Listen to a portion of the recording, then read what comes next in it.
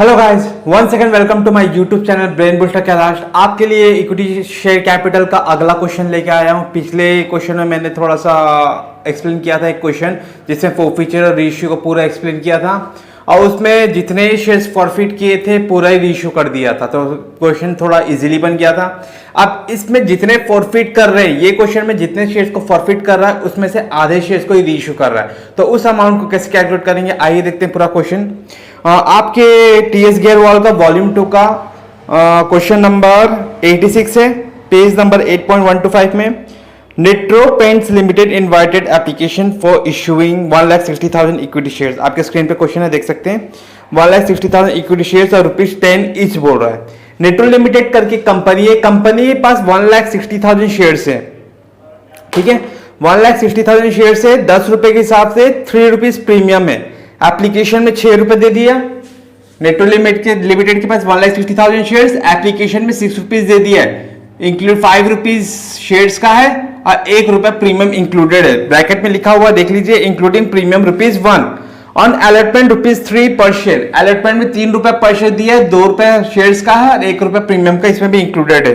अब balance on first and final call. अब 10 रुपए के शेयर्स में से 5 रुपीज इधर चलेगा, 2 रुपीज इधर चलेगा, मतलब 7 रुपीज की एंट्री हो चुकी है, तो 3 रुपीज बचा, तो 3 रुपीज कॉल में गया। और प्रीमियम का भी 3 रुपीज था, 1 रुपीज का इधर गया, 1 रुपीज का इधर गया, तो प्रीमियम 2 रुपीज चले जा चुका है। 1 रुपए का जो प्रीमियम बचा था उसको भी कॉल में डाल दिया, तो 3 + 1 कैसे आया समझ में आया। 10 में से माइनस किए हमने 7, तो 3 आया, और 3 में से 2 रुपीज का प्रीमियम माइनस कर दिया, तो 1 रुपीज बचा।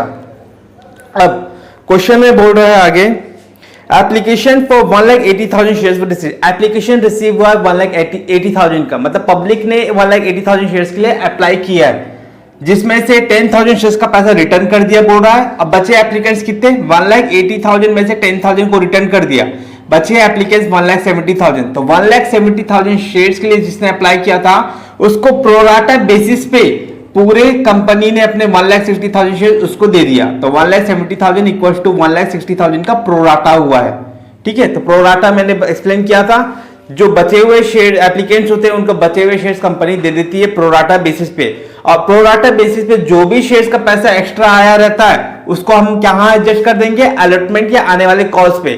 तो इस क्वेश्चन में बोला है all the calls over payment receive on application was adjusted towards some due on allotment. जो भी पैसा एक्स्ट्रा रिसीव हुआ है उसको हम कहां एडजस्ट कर देंगे, अलॉटमेंट में एडजस्ट कर देंगे। तो कितने शेयर्स का पैसा एक्स्ट्रा आया है, 1,70,000 माइनस 1,60,000, तो 10,000 शेयर्स का पैसा अलॉटमेंट में एडजस्ट हो जाएगा, और जो रिटर्न किया था 10,000 शेयर्स रिटर्न, उसका पैसा हम बैंक से रिटर्न कर देंगे।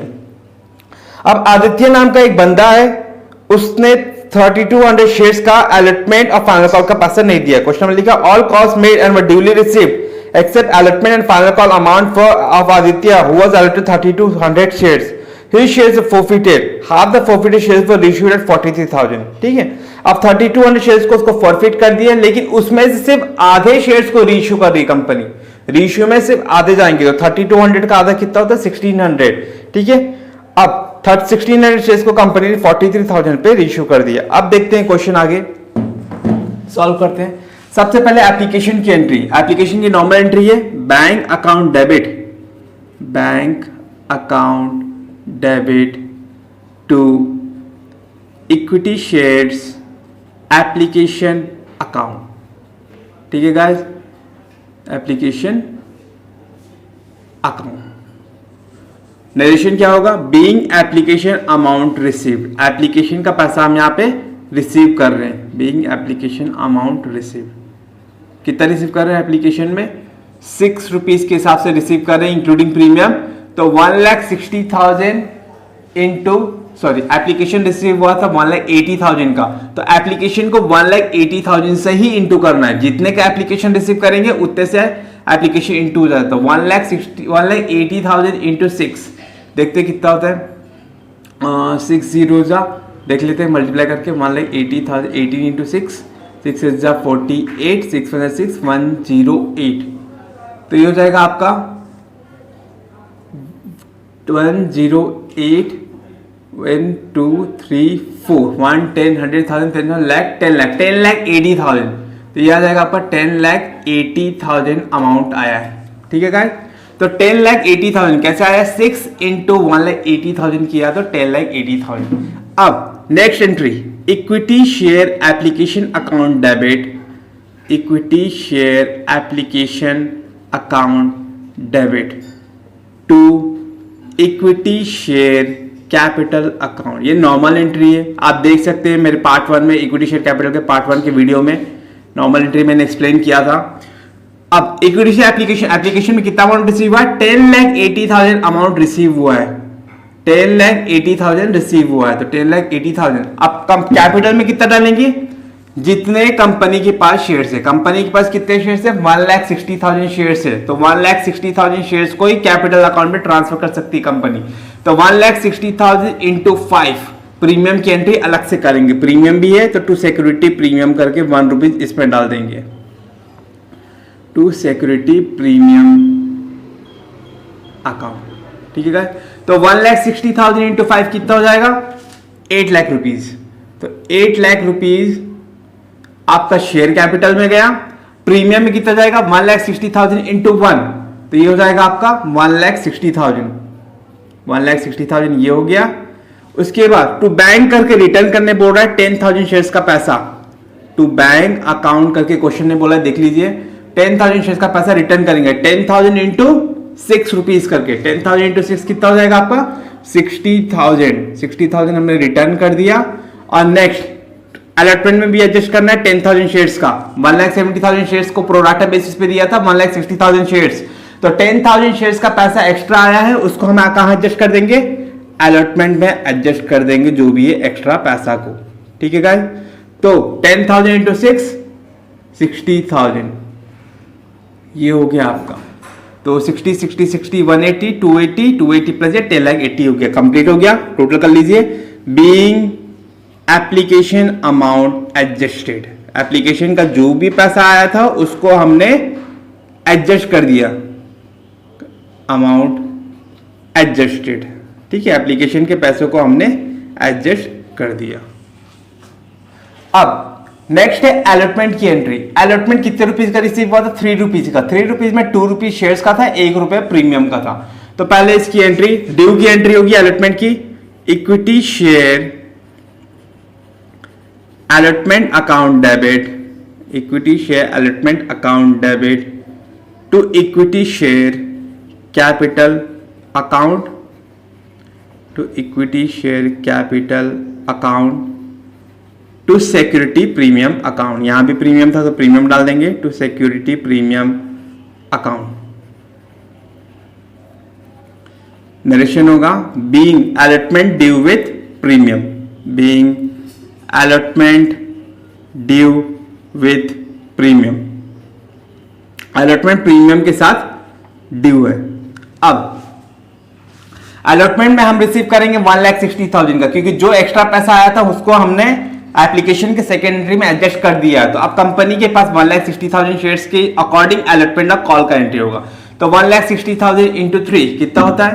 4,80,000। तो 4,80,000 यहां पे चले गया आपका।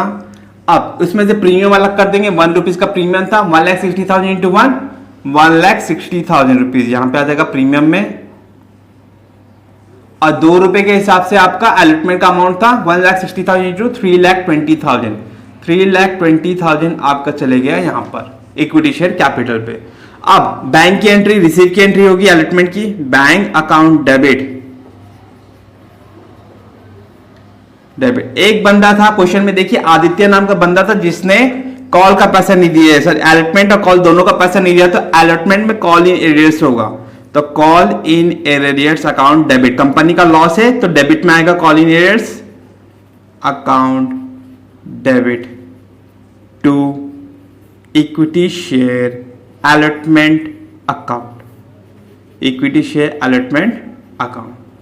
अब देखते हैं अलॉटमेंट में कितना मिल रहा था। अलॉटमेंट में मिला था 4,80,000 में से 60,000 हमने रिसीव कर लिया था एडवांस, यहाँ पे 60,000 हमने रिसीव कर दिया। तो 4,80,000 में से 60,000 क्या कर देंगे? माइनस कर देंगे। अब बचा हुआ पैसा हमको मिलेगा, 4,80,000 में 60 गया, कितना बचेगा? 4,20,000 हमको रिसीव करना है। 4,20,000 हमको अलॉटमेंट में रिसीव करना है, उसमें से एक बंदे ने पैसा नहीं दिया। अब अलॉटमेंट में एडवांस भी आया है, ये अलॉटमेंट का एडवांस था 60,000 का, अब आदित्य जिसके पास 3200 शेयर्स है, उसने भी एडवांस दिया होगा अलॉटमेंट में, तो उसका एडवांस अमाउंट निकालेंगे। तो एडवांस अमाउंट निकालने के लिए देखिए रूल यहाँ पे करते हैं अपन कैलकुलेशन। तो प्रोराटा को लेते हैं 1,70,000 शेयर्स के लिए जिसने अप्लाई किया था उसको 1,60,000 मिला है। तो अप्लाइड कितना था, एक अप्लाइड लिख लेते हैं, दूसरा एलोटेड, ये हमारा वर्किंग नोट से अप्लाई किया था 1,70,000 शेयर्स के लिए, मिले कितने 1,60,000 शेयर्स। ठीक है गाइस, तो 17 डिवाइडेड बाय 16 कर लेते हैं रफ यहाँ पे, 17 डिवाइडेड बाय 16, जीरो दोनों को डिवाइड करें 1,70,000, चल पूरा लिख देता हूँ 1,70,000 डिवाइडेड बाय 1,60,000, 4 जीरो ये कटा, 4 जीरो ये कटा, 16 1 जा 16, 1 बचा, 16 6 जा 96, 96 4 बचा, 16 2 जा 32, 1.62 के आसपास आ रहा है। अब देखते हैं 1.62 इक्वल्स टू 1, एक बार और चेक कर लेते हैं, 16 1 जा 16, 2 जीरो लगा, 1.062 आएगा, सॉरी गाइस 1.062, 1.062 शेयर्स के लिए जिसने अप्लाई किया था, 1.062 शेयर्स के लिए जिसने अप्लाई किया था उसको कितने शेयर्स मिले, 1 शेयर्स मिले। एक बार चेक कर लेते हैं, ठीक है। अब आदित्य ने 3200 शेयर्स के लिए अप्लाई किया था, आदित्य ने कितने शेयर्स के लिए अप्लाई किया था, 3200 शेयर्स के लिए अलॉटेड थे कि अप्लाई, क्वेश्चन में एक बार चेक कर लेते हैं हम। आदित्य ने अलॉट किए थे, आदित्य ने अलॉटेड 3200 शेयर्स लिखा हुआ है, आदित्य वाज अलॉटेड 3200 शेयर्स, तो 3200 शेयर्स के हिसाब से क्वेश्चन हम सॉल्व कर लेंगे। तो 3200 अलॉटेड थे, 3200 अलॉटेड, अब 3200 इंटू 1.062 करना, यहाँ पे रफ में कर लेते हैं, 3200 इंटू 1.062, इसको कैलकुलेटर में कर लेते हैं हम, थोड़ा लंबा कैलकुलेशन है, आप करके देखिएगा रफ में।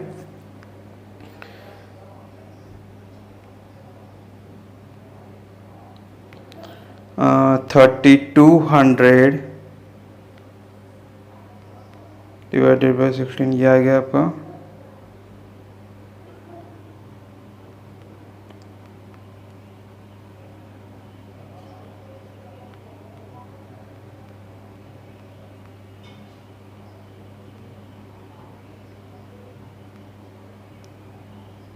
इंटू कितना करेंगे 1.0625 इंटू कितने शेयर्स थे कंपनी के पास, 3200 इसके पास शेयर्स थे, तो 3400 आ रहा है आपका राउंड फिगर में। ठीक है, तो 3200 शेयर्स के लिए अप्लाई किया था, तब जाके उसको 3400 शेयर्स मिले थे।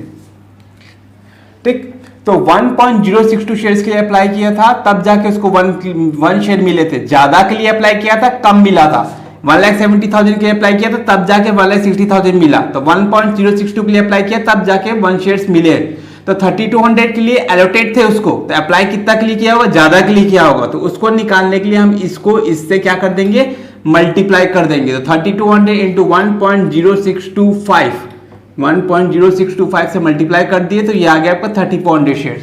तो कितने शेयर्स का पैसा एक्स्ट्रा दिया है, 3400 शेयर्स के लिए अप्लाई किया था आदित्य ने, मिले 3200 शेयर्स, तो 200 शेयर्स के पीछे आदित्य ने एडवांस दिया है, तो 200 इंटू किसमें एडवांस दिया था, एप्लीकेशन में, एप्लीकेशन कितने का था, 6 रुपीज इंक्लूडिंग प्रीमियम, 200 इंटू 6 कितना होता है, 1200 रुपीज आदित्य ने एडवांस दिए हैं।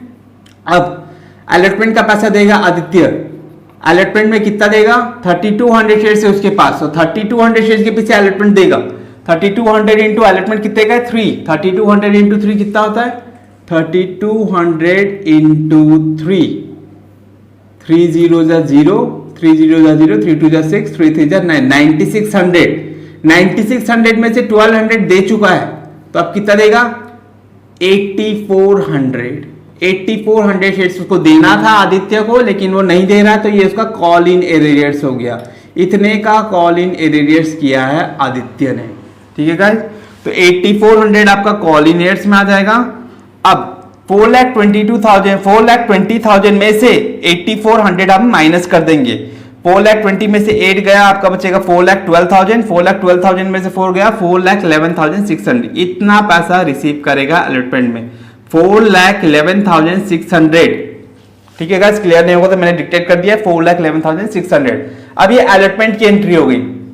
अब चलते हैं कॉल की एंट्री। नेक्स्ट एंट्री होगी equity share first and final call. Direct call लिख देता हूं, equity share call account debit to equity share capital account, to equity share capital account to security premium account. Premium यहां भी है, to security premium account.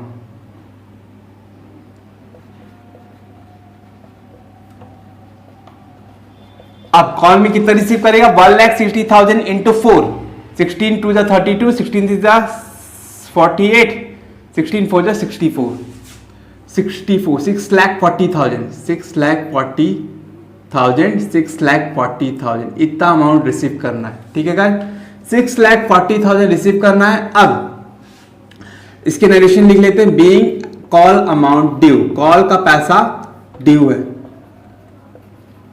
अब next bank की entry, receive की entry करते हैं कॉल की, बैंक अकाउंट डेबिट,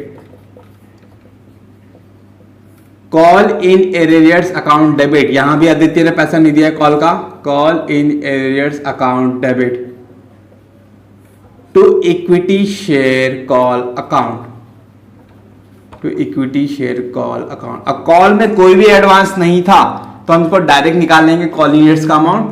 अब कॉल में कितना मिलना है, 6,40,000, 6,40,000 यहां लिख दिया। ठीक है गाइस, तो 6,40,000 में से 6,40,000 में से कितना पैसा नहीं दिया, आदित्य के पास 3,200 शेयर्स था। क्वेश्चन में देखिए 3,200 शेयर्स में से 4 रुपीज के हिसाब से नहीं दिया, तो 3,200 इंटू 4 कितना होता है, यहाँ पे रफ कर लेते हैं, 3,200 इंटू 4 रुपीज नहीं दिया है। 4 0 0, 4 0 0, 4 2 8, 4 3 12, 12,800 रुपए नहीं दिए। 12,800 का कॉल इन किया है आदित्य ने। तो 6,40,000 में से 12,800 माइनस कर देते हैं, तो 6,40,000 माइनस 12,800 करते हैं, कितना था देखिए, 0 0 2 7 2 6, 6,27,200 रुपीज आदित्य ने नहीं दिया। तो 6,27,200 हमको मिलेगा कॉल का पैसा। ठीक है, तो आदित्य ने कितना नहीं दिया, 12,800 अमाउंट नहीं दिया। कैसे निकाले थे हमने, आदित्य के पास 3,200 शेयर से 3,200 इंटू 4 करके अपने कॉल यूनिट्स निकाल लिया था। बीइंग कॉल अमाउंट रिसीव्ड, ये कॉल का पैसा हो गया रिसीव। अब तीनों इंस्टॉलमेंट की एंट्री कर ली है हमने, application, allotment, call. Next entry होगी फॉरफीचर के। अब आदित्य के शेयर्स को फॉरफिट करेंगे 3,200 शेयर्स को, तो फॉरफीचर की एंट्री होगी equity share capital account debit, equity share capital account debit. अब यहां पे देखिए अलॉटमेंट में भी प्रीमियम था और कॉल में भी प्रीमियम था, दोनों प्रीमियम का पैसा नहीं आया है, तो सिक्योरिटी प्रीमियम डेबिट में आ जाएगा। लॉस है हमारा security premium account debit, premium का पैसा नहीं दिया इसलिए यहां पे नोट कर रहे हैं फॉरफीचर में। अगर प्रीमियम का पैसा क्लियर होता तो नहीं आता। सिक्योरिटी प्रीमियम अकाउंट डेबिट, किसका किसका पैसा नहीं दिया, और अलॉटमेंट का पैसा नहीं दिया है और कॉल का पैसा नहीं दिया, तो दोनों आ जाएगा to equity share allotment, to equity share allotment account और to equity share call account, to equity share call account. अब देखते हैं इक्विटी शेयर कैपिटल अकाउंट में कितना आएगा, कितने शेयर्स को फॉरफिट कर रहे हैं, 3,200 शेयर्स को फॉरफिट कर रहे हैं। तो 3,200 शेयर्स की ओरिजिनल वैल्यू क्या थी, 10 रुपीज, 3,200 इंटू 10, 32,000 यहां पे आ जाएगा। अब 3,200 शेयर के प्रति कितना प्रीमियम नहीं मिला था, अलॉटमेंट का पैसा नहीं मिला, कॉल का पैसा नहीं मिला। अलॉटमेंट में 1 रुपीज का प्रीमियम था, कॉल में 1 रुपीज का, 1 + 1 2, तो 3,200 इंटू 2 6,400 का प्रीमियम। अब 8,400 आपके कॉलिंग रेट्स में है अलॉटमेंट के और 12,800 कॉलिंग रेट्स है यहां पे कॉल के अमाउंट में। अब to equity share forfeiture account, बचा अमाउंट फॉरफिट हो जाएगा to equity share forfeiture account. Narration डाल दीजिएगा, being shares forfeited for non payment of allotment and call money. Allotment और कॉल का पैसा नहीं दिया इसलिए कंपनी ने उसके शेयर्स को फॉरफिट कर दिए। 32,000 प्लस 6,000 कितना हुआ? 38,400। 38,400 इसके टोटल से इसको दोनों को माइनस कर देंगे, जो बचेगा वो फोरफीचर का अमाउंट आ जाएगा। इन दोनों को ऐड करके इन दोनों को माइनस कर देंगे।